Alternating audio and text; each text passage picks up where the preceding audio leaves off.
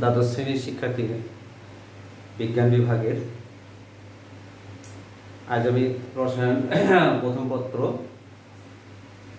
চতুর্থ অধ্যায় রাসায়নিক পরিবর্তন এর লেকচার 5 এটা নিয়ে আলোচনা করব। আমি আশা করছি সবাই আমার সাথেই থাকবে। তো প্রিয় শিক্ষার্থী, এই অধ্যায়ে আমরা অলরেডি 4টে লেকচার দিয়েছিলাম। আজকে পঞ্চম লেকচারে যেটা আছে কলিশন থিওরি অর্থাৎ রাসায়নিক বিক্রিয়ায় আণবিক সংঘর্ষ তত্ত্ব, কলিশন থিওরি। এরপর যেটা পড়াবো সক্রিয়ণ শক্তি অর্থাৎ অ্যাক্টিভেশন এনার্জি, এটা নিয়ে আলোচনা করব। প্রথম যেটা আছে কলিশন থিওরি, এটার বাংলা অর্থ হলো সংঘর্ষ, আণবিক সংঘর্ষ। আমরা রসায়নে বিভিন্ন বিক্রিয়া ঘটাই অর্থাৎ রাসায়নিক পরিবর্তন ঘটায়। এই রাসায়নিক পরিবর্তনগুলো সংঘর্ষ ছাড়া কিন্তু হবে না, সংঘর্ষ ছাড়া মোটেও বিক্রিয়া সংঘটিত হবে না। তো এই সংঘর্ষ কিন্তু আবার একটা পর্যাপ্ত দিক সহকারে হতে হবে। দেখো, আমি একটা বিক্রিয়া লিখি যে হাইড্রোজেন যোগ ক্লোরিন, এটা ইউভি প্রয়োজন নেই, এটা পরস্পর বিক্রিয়া করে হাইড্রোজেন ক্লোরাইড উৎপন্ন করে। খেয়াল করো, এই বিক্রিয়ায় হাইড্রোজেন কয়টা আছে? এখানে দুটো হাইড্রোজেন মৌল, অর্থাৎ এর ভিতরে কি আছে? হাইড্রোজেন, দুটো ক্লোরিন মৌল অর্থাৎ ক্লোরিন। এখানে কি আছে? 2 হাইড্রোজেন ক্লোরাইড। এই বিক্রিয়ায় দেখো, এখানে দুটো হাইড্রোজেন মৌল, মাঝখানে একটা বন্ধন। এই বন্ধনটাকে আমরা শক্তি বলছি, এটাই মূলত শক্তি। ক্লোরিন এর মাঝখানে বন্ধন, এটাকে শক্তি বলছি। তাহলে এখানে বিক্রিয়ক হলো দুটো, একটা হাইড্রোজেন আর একটা হলো ক্লোরিন। আর উৎপাদ দেখো, দুই অণু তৈরি হয়েছে হাইড্রোজেন ক্লোরাইড, মাঝখানে এই বন্ধনটাকে আমরা বলি শক্তির আধার। তাহলে দেখো, এখানে তোমার এই হাইড্রোজেন অণুকে আগে হাইড্রোজেন পরমাণুতে পরিণত হতে হবে, আর সেই ক্ষেত্রে কিন্তু একটা ন্যূনতম শক্তি লাগবে।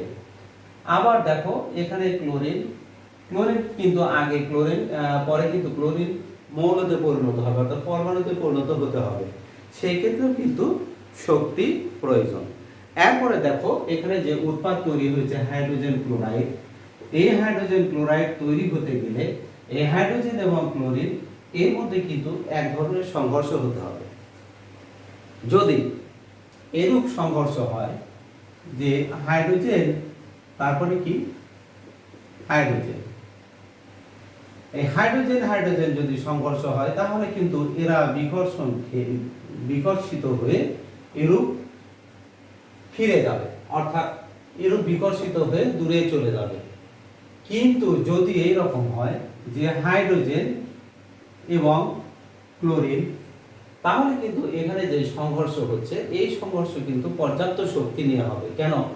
হাইড্রোজেন এটা একটা আয়ন, ধনাত্মক আয়ন, ক্লোরিন হলো কি ঋণাত্মক আয়ন, অর্থাৎ এখানে পর্যাপ্ত শক্তি নিয়ে সংঘর্ষ হবে, সেই ক্ষেত্রে কিন্তু এই সিএল উৎপন্ন হবে। অর্থাৎ কলিশন থিওরিতে এই রকম যে উৎপাদ যখন সৃষ্টি হবে বিক্রিয়ক থেকে, তাহলে বিক্রিয়ক যে অণুগুলো, এই অণুগুলোর মধ্যে একটা ন্যূনতম সংঘর্ষ হতে হবে এবং এই সংঘর্ষ একটা নির্দিষ্ট দিক হতে হবে। যদি সমধর্মী অণুর সংঘর্ষ হয়, তাহলে বিকর্ষিত হয়ে ফিরে যাবে। আর যদি বিপরীতধর্মী পরমাণু মৌলগুলোর মধ্যে সংঘর্ষ হয়, তাহলে কিন্তু পরস্পর আকর্ষিত হয়ে উৎপাদ তৈরি করবে। এটাই তোমার হলো কি কলিশন থিওরি। এরপরে দেখো, আমরা এই সক্রিয়ণ শক্তি, অত্যন্ত ইম্পর্টেন্ট টপিকস, যে সক্রিয়ণ শক্তি বা অ্যাক্টিভেশন এনার্জি, এটা তোমাদের পরীক্ষায় থাকে যে সক্রিয়ণ শক্তি কি। আমরা এই বিক্রিয়াটা দিয়ে আমরা কিন্তু বোঝাতে পারবো যে এই হাইড্রোজেন মৌল এই হাইড্রোজেন অণু আগে পরমাণুতে বিভক্ত হতে হবে, আর পরমাণুতে বিভক্ত হতে গেলে মাঝখানে যে বন্ধন, এই বন্ধন শক্তি এটাকে ভাঙতে হবে, বন্ধনটাকে কি করতে হবে, ভাঙতে হবে। আর ভাঙতে গেলে এই অণুটির একটি ন্যূনতম শক্তির প্রয়োজন হবে। এই ন্যূনতম শক্তি বিক্রিয়ক অণুর যেগুলো অংশগ্রহণ করতে পারবে, তাহলে এই শক্তিটাকে আমরা কি বলবো, সক্রিয়ণ শক্তি। যদি আমরা এইভাবে সংজ্ঞাটা দেই যে বিক্রিয়ক অণুগুলোর মধ্যে যেগুলো ন্যূনতম শক্তি অর্জন করে বিক্রিয়ায় অংশগ্রহণ করার জন্য উপযুক্ততা অর্জন করে, তাহলে সেই শক্তিকে আমরা কি বলবো, সক্রিয়ণ শক্তি।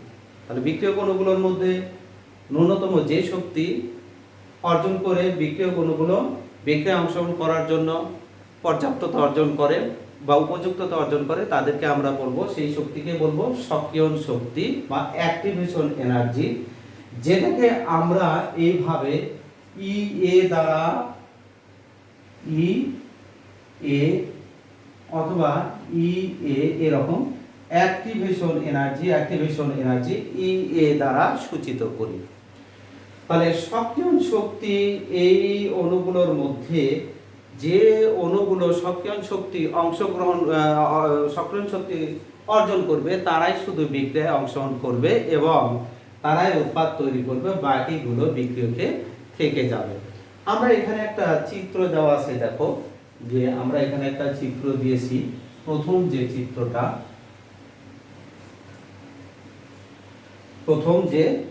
চিত্র এখানে দেখো, যে এই চিত্র, এইদিকে এক্স অক্ষ বরাবর বিক্রিয়ার গতি, বিক্রিয়ার অগ্রগতি বা বিক্রিয়ার গতি, এইদিকে দেখো শক্তি অর্থাৎ স্থিতি শক্তি। আমরা এখানে বিক্রিয়ক নিয়েছি, বিক্রিয়ক হিসেবে এ প্লাস বি প্লাস সি, এ প্লাস বি প্লাস সি। এই বিক্রিয়ক এ দেখো এটা একটা চূড়া অতিক্রম করেছে, এরূপ আমরা একটা চূড়ার মতো দিয়েছি, একটা পাহাড়ের মতো। এইটুকু দেখো, এখান থেকে এইটুকু হলো অ্যাক্টিভেশন এনার্জি বা ই এ, সক্রিয়ণ শক্তি। এই চূড়াটাকে আমরা বলবো ই এক্স চূড়া। তাহলে এই চূড়া বা এখানে এসে এই বিক্রিয়ক অণুগুলো ন্যূনতম এক ধরনের শক্তি অর্জন করবে এবং শক্তি অর্জন করে বিক্রিয়ায় অংশগ্রহণের জন্য উপযুক্ততা অর্জন করবে। আমরা এখানে দেখেছি, দেখো যে A B C, A plus B plus C, এরা দেখো মাঝখানে এই চূড়ায় অংশগ্রহণ করছে, করে একটা সক্রিয়ণ শক্তি, ন্যূনতম সক্রিয়ণ শক্তি অর্জন করে A dot dot dot dot B dot dot dot C এরূপ অর্জন করেছে। এখন এই অবস্থাটাকে আমরা বলি সক্রিয়ণকৃত জটিল অবস্থা, অর্থাৎ প্রত্যেকটা বিক্রিয়ায় বিক্রিয়কগুলো এক ধরনের মানে সক্রিয়কৃত জটিল অবস্থায় পরিণত হবে আগে।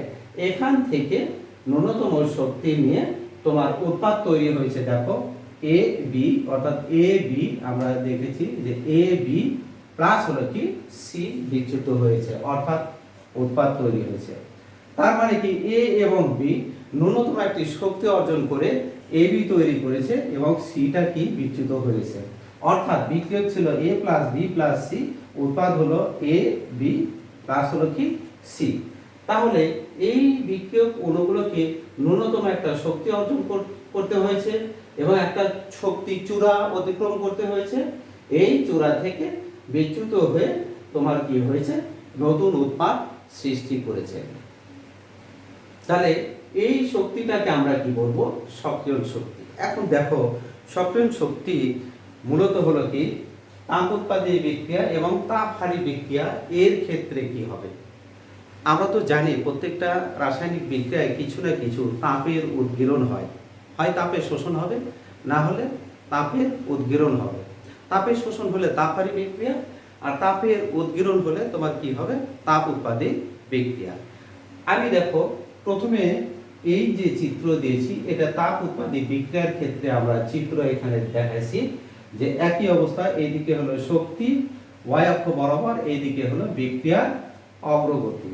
এখানে দেখো যে তাপ উৎপাদী বিক্রিয়ার ক্ষেত্রে আমরা দেখাইছি যে ই এ, এটা এই সক্রিয়ণ শক্তি ই এক্স চূড়ায় পৌঁছেছে অর্থাৎ অতিক্রম করেছে, এখান থেকে উৎপাদ কি তৈরি হয়েছে, ইবি।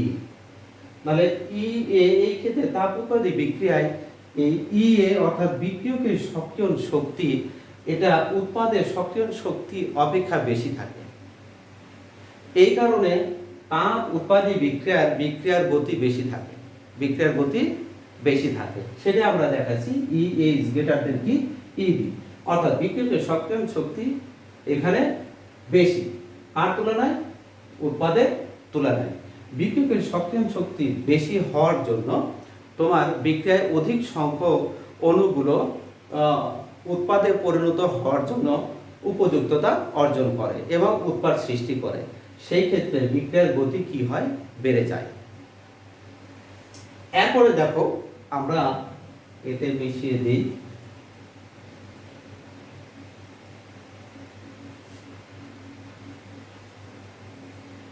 তাপহারী বিক্রিয়ার ক্ষেত্রে দেখব যে এটা হলো কি তাপহারী বিক্রিয়া। তাপহারী বিক্রিয়ার এক্স অক্ষ বরাবর হলো কি বিক্রিয়ার গতি, আর ওয়াই অক্ষ বরাবর হলো কি শক্তি অর্থাৎ স্থিতি শক্তি। এই ক্ষেত্রে দেখো যে তাপহারী বিক্রিয়ার ক্ষেত্রে E A is less than E B. EA is less than কি হয়, ই বি, অর্থাৎ বিক্রিয়কের সক্রিয়ণ শক্তিটা কম থাকে কার তুলনায়, উৎপাদের সক্রিয়ণ শক্তি অপেক্ষা বিক্রিয়কের সক্রিয়ণ শক্তি কম। সেই ক্ষেত্রে বিক্রিয়ার গতি ধীর গতি সম্পন্ন, এবং এই জন্য এই বিক্রিয়ায় যদি আমরা শক্তি দেই বাইরে থেকে, তাপমাত্রা যদি বেড়ে দেই, তাহলে কিন্তু বিক্রিয়ার গতি বেড়ে যাবে, আর যদি তাপমাত্রা আরো কমিয়ে দেই তাহলে বিক্রিয়ার গতি আরো কমে যাবে। তাহলে তাপহারী বিক্রিয়ার ক্ষেত্রে আমাদের ইএ অর্থাৎ বিক্রিয়কের সক্রিয়ণ শক্তি কম কার তুলনায়, উৎপাদের সক্রিয়ণ শক্তি অপেক্ষা, এবং এই কারণে এখানে বিক্রিয়ার গতি ধীর গতি সম্পন্ন। তাহলে আমরা দুই প্রকারের সক্রিয়ণ শক্তি অর্থাৎ তাপ উৎপাদী বিক্রিয়ার ক্ষেত্রে সক্রিয়ণ শক্তি কিরূপ হবে, তাপহারী বিক্রিয়ার ক্ষেত্রে সক্রিয়ণ শক্তি কিরূপ হবে, আমরা এই লেখচিত্র থেকে ব্যাখ্যা করতে পারি। এরপরে দেখো আমরা আর একটি টার্মে যাব।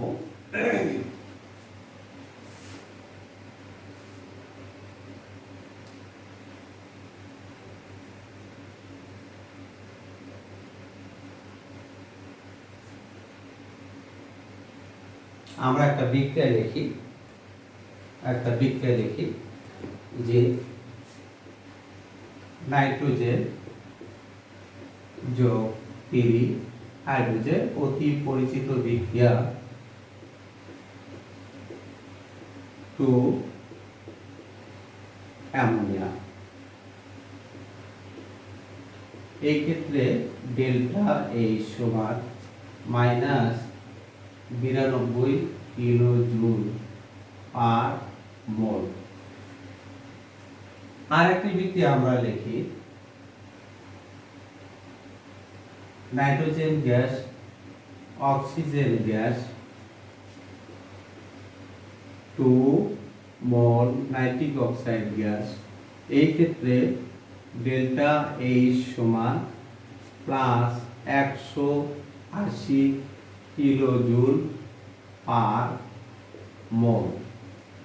প্রিয় শিক্ষার্থী, দেখতে পাচ্ছ যে আমরা কিন্তু দুই প্রকারের বিক্রিয়া লিখেছি।